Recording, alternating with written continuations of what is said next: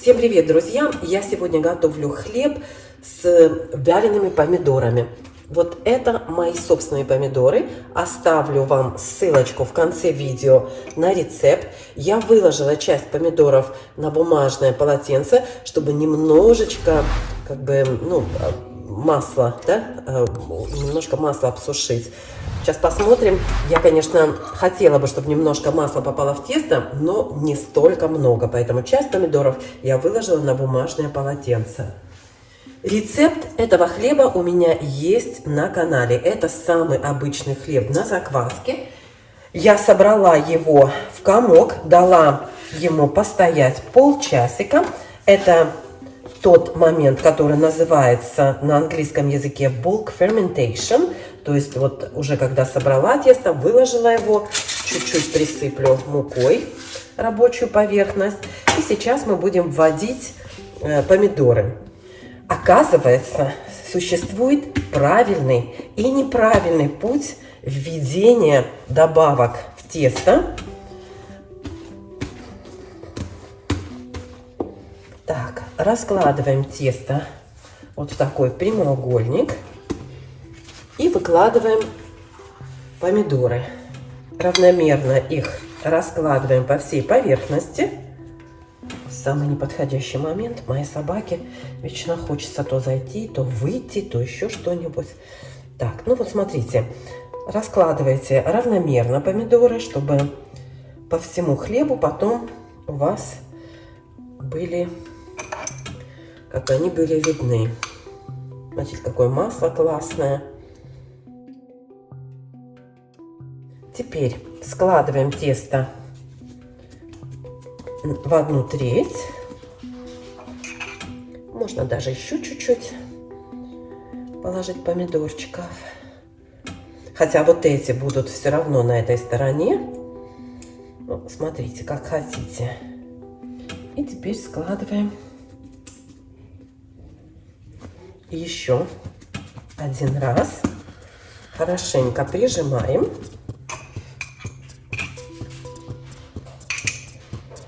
Еще немножко выкладываем помидоров.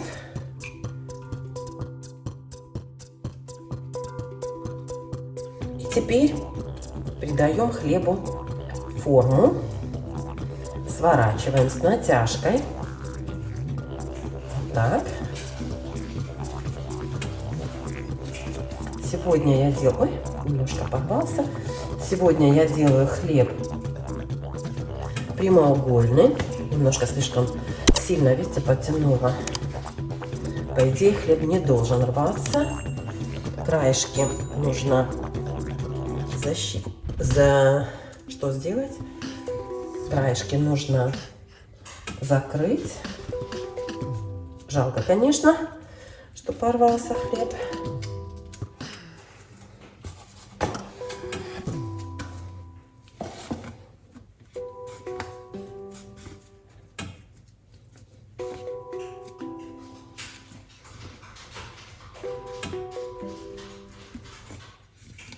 Ну что, друзья, приветики всем. Достала хлеб из холодильника. И вот посмотрите, как он поднялся. То есть видно, что эта ямочка медленно выравнивается, да, если нажать на тесто. То есть хлеб нормально поднялся. Кастрюля у меня разогревается уже. Сейчас будем ставить хлеб в духовку. Ой, я надеюсь, что вот тут у меня... Нет, вроде бы не прилип. Все. Сейчас самое главное, друзья, будет переложить хлеб в форму, поскольку эта форма у меня... Сейчас мы попробуем. Да, она прилипла. Тесто. Аккуратненько вынимаем. Ой. Ой.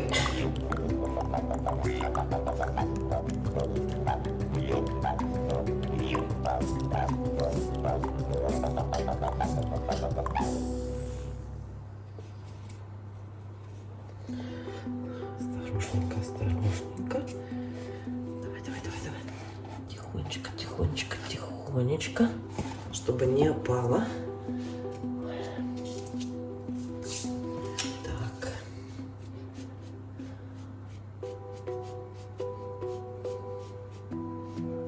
Помните, да, вот эта вот щеточка была вместе с формой. Тоже смотрите, как удобно. Немножко опал хлеб, ну. Так, надрезаем.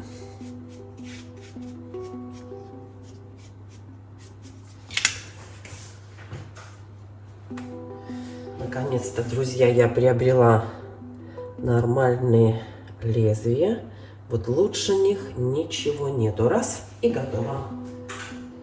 Ну, теперь попробую переложить вот сюда форму. Аккуратненько вот так. Раз. Интересно, вам видно? Видно. Все. Чуть-чуть побрызгаем водой. И в духовку. Посмотрите, друзья, какой получился хлеб. Теперь его нужно отсюда вынуть. Посмотрите, какая прелесть. Как он раскрылся. О, я даже сама не ожидала, если честно сказать.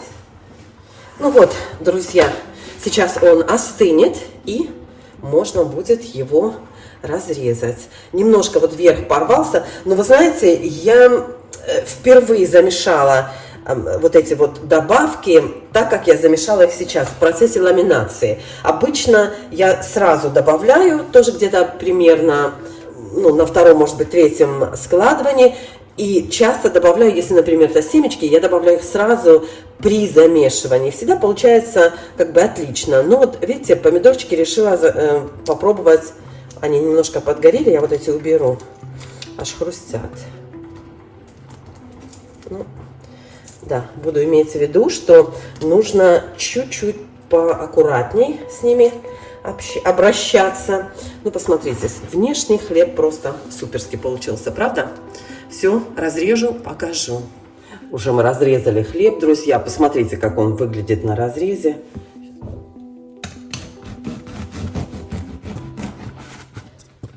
Посмотрите, какая прелесть. Чудесный хлеб получился. Можно еще зелень добавить, если хотите. Немножко розмарина, тмина, сушеной петрушки. Что хотите. Суперский хлеб.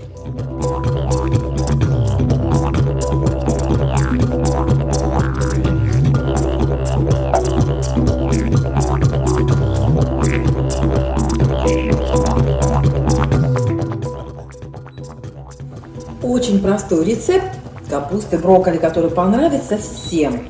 Капусту нужно отварить до полуготовности. Пока она варится, я пожарю лук. Капуста варится очень быстро, в зависимости от ее размера, конечно. Я жарю на сливочном масле, но это не принципиально. Можете взять подсолнечное масло, оливковое, топленое, любое.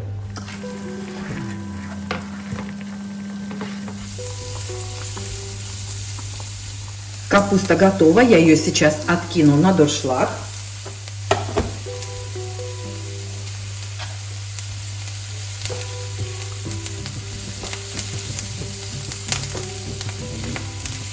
Лук тоже почти готов. Выдавлю сюда супчик чеснока.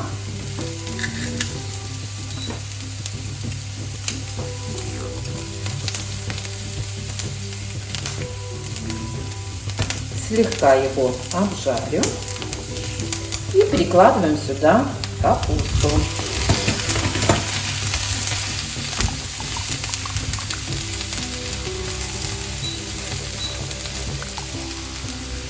Слегка убавлю огонь, посолю, поперчу.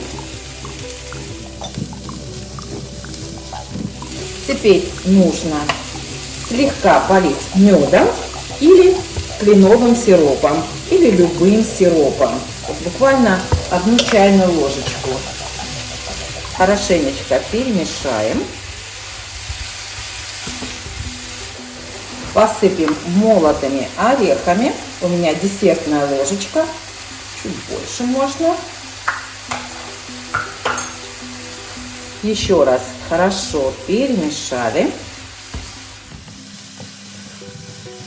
Осталось накрыть крышкой, убавить огонь примерно наполовину. У меня это 4 из 9. И все. И дать всем вкусам как бы пожениться, чтобы капуста собрала весь вкус. Обязательно хорошо перемешайте, чтобы вся капуста была покрыта медом и орехами. Капусту осталось только довести до готовности, буквально 3-4 минуты, и получается шикарный гарнир. Вот и все, друзья, получается шикарный гарнир с легким привкусом меда и орехов. Если польете кленовым сиропом, будет еще вкуснее. Ну и, конечно, сверху посыпьте своей любимой зеленью.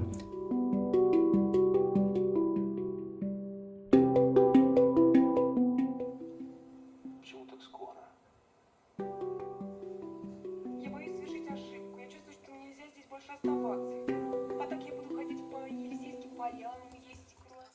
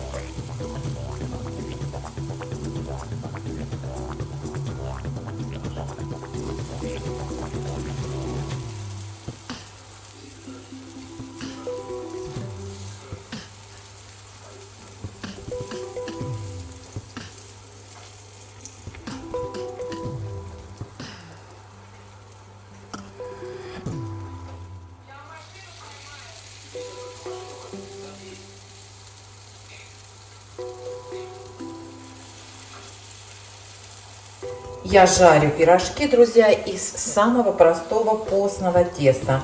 Вода, мука, дрожжи и соль. Все, больше ничего в этом тесте нет. Дала ему подняться, разделила на вот такие не идеальные кусочки. И, как видите, делаю пирожки. Пирожки у меня жареные, потому что мои не любят печеные пирожки в духовке, поэтому я обычно пирожки жарю. Сделала с капустой, с картошкой. Хотела сделать с мясом, но немножко пересолила начинку. Использовала готовую приправу для мяса и немножко пересолила, не рассчитала. Поэтому помешала мясо с картошкой. Вот, и делаю вот такие теперь пирожки. Непонятно какие. Картофельно-мясные. Я думаю, главное, чтобы они были вкусные. Вот. Поэтому готовьте, жарьте. Рецепт теста у меня есть. Рецепт пирожков тоже есть. Начинку делаю очень просто. Так, как вы всегда делаете. Капуста вот здесь у меня тушеная с обжаренным луком. Немножко добавляю черного перца и, ну, соль, конечно, да. Мясную начинку делаю тоже очень просто. Обжариваю луковицу, обжариваю фарш и добавляю любимые специи. Вот, можно поострее сделать, если любите. Все, ничего не добавляю, ни томат, ничего не добавляю. Вот у меня еще немножечко осталось теста. Сейчас посмотрю. Может быть, сделаю еще с картошкой. Это наши любимые. Все любят у меня с картошкой пирожки. Поэтому, может быть, сделаю чуть больше с картошкой. Я отделила 30 кусочков. То есть, нет, не 30, 45 кусочков. И сделала по 15 пирожков с разной начинкой. Ну, сейчас сделаю немножко побольше, сделаю с картошкой. Плиту я выключаю, пока вот готовлю, леплю пирожки. Потом сейчас включу, подожду, пока нагреется масло, и начну жарить. Обжарю эту порцию и начну следующую. Посмотрите, какое тесто, друзья. Вот это постное тесто. Посмотрите, какое воздушное оно. Хорошо поднимается, отлично. Так что готовьте. Пирожки пожарила. Посмотрите, какие они получаются. Нежные, мягкие, картошка и мясо. И сейчас я буду готовить то, что у нас в Осетии называется шойфах. Это обыкновенное тесто, которое я сейчас вот так раскатаю и обжарю на растительном масле. Вот и все. Делаются они без начинки. Можно и с начинкой, конечно, сделать. Ну, вот так вот сделаем такие лепешечки.